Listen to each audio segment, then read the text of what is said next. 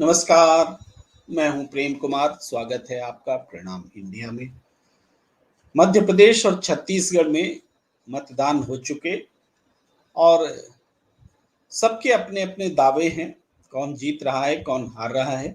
मैं मध्य प्रदेश को लेकर मूल्यांकन करने बैठा हूं। छत्तीसगढ़ के बारे में आमतौर पर धारणा स्पष्ट है। मध्य प्रदेश को लेकर कई बातें कही जा रही हैं। जो वोटिंग परसेंटेज हुआ है, बम्पर वोटिंग हुई है, इसके भी अपने अपने हिसाब से मतलब निकाले जा रहे हैं। बीजेपी और उनके समर्थक ये कह रहे हैं कि ये बम्पर वोटिंग उनको सत्ता में लाने के लिए है, और कांग्रेस और उनके समर्थक ये कह रहे हैं कि ये बम्पर वोटिंग बीजेपी को सत्ता से हटाने के लिए है। इसको ऐसे तो 3 दिसंबर को परिणाम आएंगे, लेकिन 3 दिसंबर से पहले इसको जो एनालाइज करके क्या हो रहा है, क्या हो सकता है, उस कौन कौन से फैक्टर्स हैं जिससे कि हम कोई रिजल्ट समझ सकें, इसमें हम कुछ फैक्टर्स की ओर ध्यान दिलाना चाहते हैं। लेकिन सबसे पहले जो हम आपको जिस विषय पर चर्चा कर रहे हैं और जिस तरीके से बात करना चाहते हैं, हम उसमें वो एक तस्वीर आपको दिखाना चाहेंगे। वो ये तस्वीर है कि मध्य प्रदेश में आ रही है कांग्रेस। ये मेरा विश्लेषण अंतिम रूप से निष्कर्ष देगा जब आप पूरे नतीजे सुनेंगे। और बम्पर वोटिंग से जुड़े ये फैक्टर्स हैं जो बता रहे हैं कि क्या नतीजे हो रहे हैं, यानी हेडलाइंस को पोस्ट करेंगे। उसमें 3 तस्वीरें मैंने आपके सामने रखी हैं।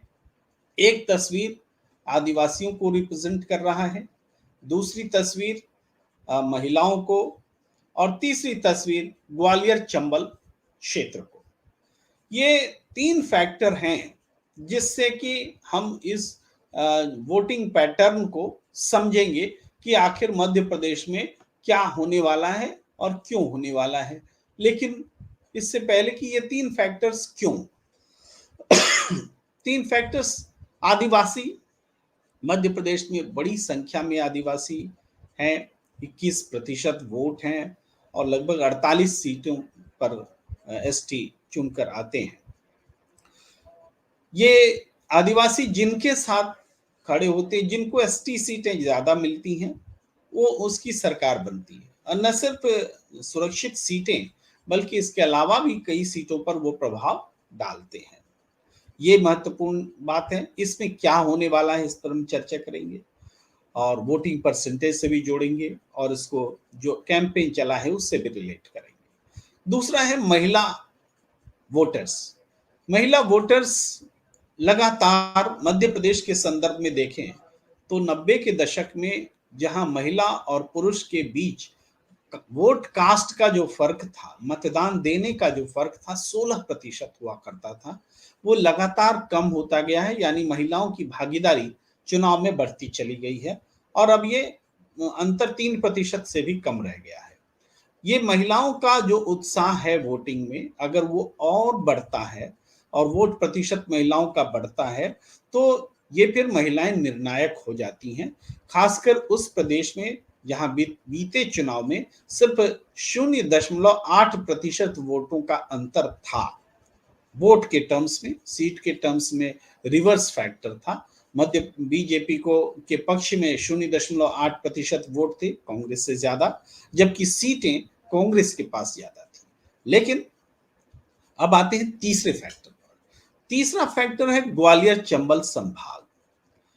इस यहाँ के बारे में भी कहा जाता है कि यहाँ से जिनको ज्यादा सीटें मिलती हैं सरकार उनकी ही बनती है। इसलिए इन 3 फैक्टर्स पर हमने ध्यान आपका दिलाया है कि ये 3 फैक्टर निर्णायक रहने वाले हैं।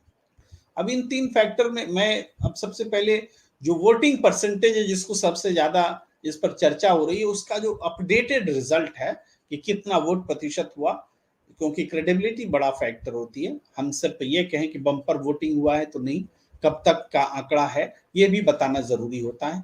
ये मैंने लेटेस्ट आंकड़ा देखा, फिर मैंने सबूत के तौर पर आपके सामने अखबार की कतरन को रखा कि ये 18 नवंबर को 14:39 यानी दोपहर 2:39 का ये अपडेट फिगर है कि असेंबली इलेक्शंस में मध्य प्रदेश में 76.22% पोलिंग हुई है और छत्तीसगढ़ में 70.08%।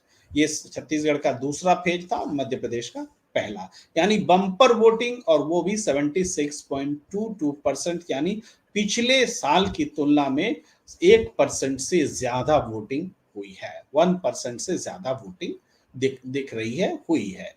इसके अलावा ये इसी चीज को हम इस रूप में भी देखेंगे कि MP sees 76.22% voter turnout, highest in past 66 years, यानी अब तक का सबसे ऊंचा मतदान, सबसे ज्यादा मतदान 76.22% हुआ है। और ये अपडेटेड फिगर है, चुनाव आयोग का फिगर है, तो आप समझ सकते हैं कि ये वोटिंग परसेंटेज इस रूप में है। मध्य प्रदेश में वोटिंग परसेंटेज का बहुत खास महत्व है, लेकिन इस वोटिंग परसेंटेज के पैटर्न को भी थोड़ा समझिएगा तो समझ में आएगा कि वोट आमतौर पर वोट बीजेपी को ज्यादा मिलते हैं, वोट परसेंटेज बीजेपी को ज्यादा मिलता है, लेकिन सीटें उस हिसाब से बीजेपी को नहीं मिलती। ये इंपॉर्टेंट फैक्टर है, नोट करने की बात है। कांग्रेस को बीजेपी की तुलना में कम वोट मिल करके भी सीट ज्यादा मिल जाती है। ये भी महत्वपूर्ण बात है और उल्लेखनीय फैक्टर है जिस ओर हम आपका ध्यान दिलाना चाहते हैं। और यही वजह है कि पिछले चुनाव में 0.8% वोट बीजेपी को ज्यादा मिले, लेकिन सीटें कांग्रेस से कम मिली। ये आपको पता है कि 114 सीटें कांग्रेस को मिली थी और बीजेपी को 109 सीटें मिली थी। अब 0.8% का फासला था, यानी लगभग 1% वोट के अंतर में हम देख रहे हैं कि 5-6 सीटों का फर्क दिख रहा है। ये है, इसको हम थोड़ा आंकड़ों में अभी हम आपको समझाने का प्रयास करते हैं। हिंदुस्तान टाइम्स में खबर छपी थी और वो खबर, ये इस टेबल को देखिए तो बातें समझ में आएंगी कि vote percentage and seat share comparison. ये कंपैरिजन क्या है मध्य प्रदेश का? 2013 में क्या हुआ था? भारतीय जनता पार्टी को 44.9% वोट मिले थे। ये जो लगभग ब्राउन कलर में दिख रहा है 44.9% वोट। और भारतीय जनता पार्टी को सीट कितनी मिली थी? 71.7%। देखिए वोट परसेंटेज बहुत ज्यादा था। कांग्रेस से कंपेयर करें तो 36.4% के मुकाबले 44.9% बीजेपी को वोट मिला था, और यानी लगभग 8.5% वोट ज्यादा था। और 8.5% वोट ज्यादा होने से सीट शेयरिंग 71.7% चला गया था। और यहां डिफरेंस अगर देखें कांग्रेस को 25.2 का, तो 50% वोट का सीट शेयर का फर्क था। मतलब यह है कि 8.5% vote is equivalent to 50% seats. BJP और इसके बीच की बात करें, टोटल मध्य प्रदेश की 50% की बात नहीं कर रहे हैं, यानी बीजेपी और कांग्रेस के बीच सीटों में जो 50% का फर्क है, उसका कारण 8.5% वोट है। ये हम आपको इसलिए समझा रहे हैं कि वोट परसेंटेज का क्या मतलब है मध्य प्रदेश में। 2018 में आइए आप, 2018 में 41% वोट मिला बीजेपी को और कांग्रेस को मिला 40.9%। इसमें थोड़ा सा फ्रैक्शनल बहुत करीब का मामला दिखा रहा है, लेकिन एग्जैक्टली फर्क जो था वो 0.8% का था। इसमें भी शायद दिख ही रहा है, बिल्कुल दिख रहा है, 0.9 दिख रहा है। तो ये सीटों का जो शेयर है वो बीजेपी को 47.4% मिला था और कांग्रेस को 49.6%, यानी 2.2% सीट ज्यादा मिले थे कांग्रेस को। 0.8% वोट से फर्क पड़ गया 2.9% सीट शेयर में। तो ये जो फर्क पड़ रहा है कि वोट परसेंटेज का थोड़ा भी फर्क जो है उससे सीट शेयर में बड़ा फर्क पड़ता है। लेकिन इसको हम थोड़ा सा आपको समझाएंगे कि कांग्रेस की जब बात आती है तो वोट परसेंटेज का थोड़ा सा अगर उसके पक्ष में है तो उसका ज्यादा बड़ा फर्क सीट शेयर में होता है। बीजेपी में वोट परसेंटेज ज्यादा होकर के भी सीट शेयर उस अनुपात में ज्यादा नहीं होता। बस यही एक लाइन बताने के लिए आपको इतना सारा हमें आर्गुमेंट्स देना पड़ा कि भारतीय जनता, इसका सीधा सा बोलचाल की भाषा में मतलब है कि भारतीय जनता पार्टी को शहरी बेल्ट में ज्यादा वोट्स मिलते हैं, तो लेकिन सीट्स नहीं बढ़ पाती। वोट्स ज्यादा मिलते हैं, सीट्स नहीं बढ़ पाती। और कांग्रेस को ग्रामीण क्षेत्रों में वोट कम मिल करके भी, यानी जीत और हार का अंतर कम भी होता है, तब भी नंबर ऑफ सीट्स ज्यादा मिल जाती है। ये बोलचाल में फर्क है। अब आइए कि इस चुनाव परिणाम को हम कैसे लें, किस तरीके से लें। तो सबसे पहले हमने आपको बताया कि जो आदिवासी बेल्ट हैं, आदिवासी बेल्ट निश्चित रूप से निर्णायक हैं, क्योंकि जहां 48 सीटें होंगी तो वहां जिसको ज्यादा सीट मिलेगा वो उसकी सरकार बनेगी। बड़ा फैक्टर है 48 230 में। तो पिछली बार क्या हुआ था, पिछली बार कांग्रेस को 34 सीटें मिली थी और बीजेपी को 14, क्षमा कीजिए 34 और 14 जो है, 34 और 14 का फिगर 2013 का है, जब बीजेपी को 34 सीटें मिली थी और कांग्रेस को 14 मिली थी। जबकि जो पिछली बार 2018 में चुनाव हुए तो सीन बदल गया, कांग्रेस आ गई 36 पर और बीजेपी 12 पर। तो समझिए कि कितना बड़ा फर्क है कि जो बहुमत, जो नंबर ऑफ सीट्स कांग्रेस के पास कम थी और बीजेपी के पास ज्यादा थी 2013 में, वो सीन पलट गया। और ये पलटा तो सीधे सत्ता बदल गई। ये एक इंपॉर्टेंट बात है। और इसको अगर हम दिखाएं, थोड़ा एक फिगर में ही दिखाएं आपको, तो ये क्षमा करें, ये ग्वालियर चंबल क्षेत्र का है, मैं उस पर लौटूंगा। तो ये आदिवासी बेल्ट ये इतना निर्णायक है। इस बार के चुनाव में हमने देखा कि बीजेपी के खिलाफ आदिवासियों का सेंटिमेंट जो है कांग्रेस उभारने में सफल रही या नहीं रही, ये तो परिणाम बताएंगे। लेकिन इसने पूरी कोशिश की कि आदिवासियों पर पेशाब किया गया, बड़ा मुद्दा बना। इसके अलावा आदिवासियों को लुभाने के लिए तेंदुपत्ता संग्राहकों के लिए राहुल गांधी घोषणा कर रहे थे, छत्तीसगढ़ में भी कर रहे थे, मध्य प्रदेश में भी कर रहे थे। इसके साथ साथ कई और योजनाओं की घोषणा की गई जिससे कि आदिवासियों को प्रभावित किया जा सके। बीजेपी ने भी ऐसा किया, यहां तक कि प्रधानमंत्री नरेंद्र मोदी जी ने तो 15 नवंबर को बिरसा मुंडा के जन्म दिवस पर रांची से उन्होंने प्रोग्राम किया, ताकि यहाँ चुनाव प्रचार खत्म हो गया था, फिर भी वो वहां से यहाँ के आदिवासियों को प्रभावित करने की कोशिश कर रहे थे। इसी दिन वो योजना भी बड़ा दी गई कि सबके अकाउंट में पैसे आए, किसान सम्मान निधि, वो भी हुआ। लेकिन हम फोकस कर रहे हैं आदिवासी वोट पर। तो आदिवासियों का सेंटिमेंट्स इस बार कांग्रेस की तरफ बना हुआ है, पिछली बार की तरह। जैसे पिछली बार कांग्रेस ने 36 सीटें जीती, बीजेपी ने 12 सीटें जीती एसटी के लिए रिजर्व में। तो इस बार भी वो स्थिति बनी हुई है कि कांग्रेस सफल रही है। हाँ, एसपी बीएसपी इनका फैक्टर, इसमें खास करके बीएसपी का यहाँ थोड़ा बहुत प्रभाव है, लेकिन वो भी इतना बड़ा प्रभाव नहीं कि व्यापक रिजल्ट ला सके। तो इस चुनाव में आदिवासी इलाकों में बम्पर वोटिंग हुई है, सबसे ज्यादा वोटिंग हुई आदिवासी इलाकों में। तो आदिवासी इलाकों में बम्पर वोटिंग का मतलब कांग्रेस को लग रहा है कि हमने जो मुद्दा बनाया वो हमें पे कर रहा है और हम चुनाव जीत सकते हैं। इस पॉइंट को नोट किया जाए। और ये ऐसा हुआ तो निश्चित रूप से अगर आदिवासी वोटर्स कांग्रेस के साथ हैं तो कांग्रेस सत्ता में आ रही है।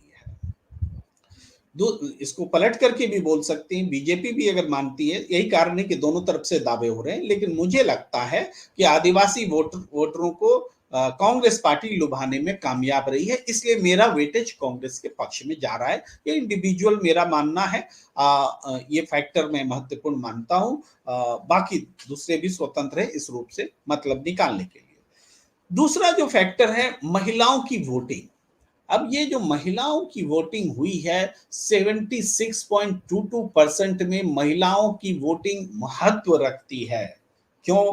क्योंकि महिलाएं महिलाओं को लुभाने के लिए दोनों दलों ने अपनी ओर से प्रयास किया है और बीजेपी की ओर से शिवराज सिंह चौहान ने जो लाडली बहना योजना शुरू की है उसका इम्पैक्ट भी देखने को मिला है।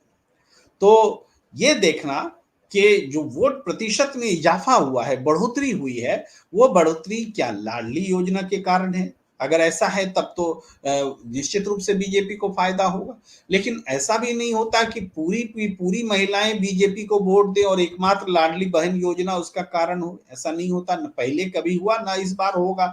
वो दूसरे फैक्टर्स भी होते हैं, लेकिन हाँ एक आकर्षक फैक्टर लाडली बहना योजना है। दूसरी तरफ महिलाओं को रिझाने के लिए कांग्रेस ने भी कोई प्रयास नहीं छोड़े हैं।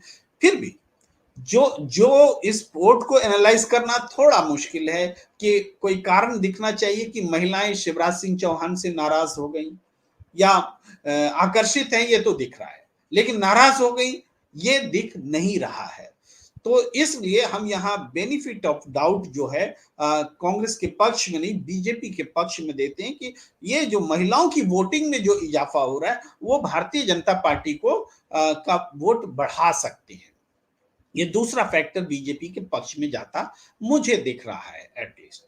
अब तीसरे फैक्टर पर आते हैं जो ग्वालियर चंबल संभाग है। ग्वालियर चंबल संभाग इस मायने में महत्वपूर्ण है कि यहाँ 34 सीटें होती हैं और 34 सीटों में कांग्रेस का जो शेयर था पिछली बार 26 रहा था। पिछली बार 26 रहा था और यहाँ से ज्योतिरादित्य सिंधिया बड़े नेता हैं, कांग्रेस के साथ रहे हैं, उन्होंने पार्टी छोड़ी है, अब बीजेपी के साथ है।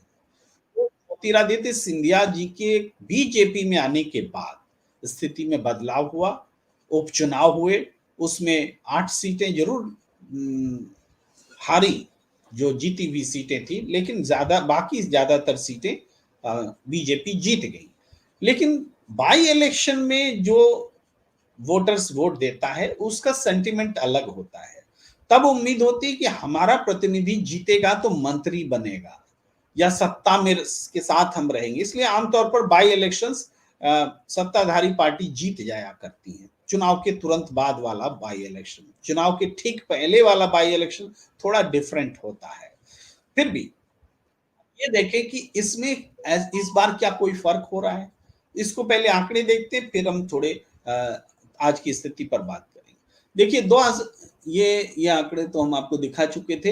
ये ग्वालियर चंबल संभाग का देखिए कि 2018 में ये जो ब्लू वाला है फिगर 13 कांग्रेस के लिए है, 13 सीटें मिली थी, बीजेपी को 16 सीटें मिली थी और 4 सीटें बीएसपी को मिली थी, एक अन्य को।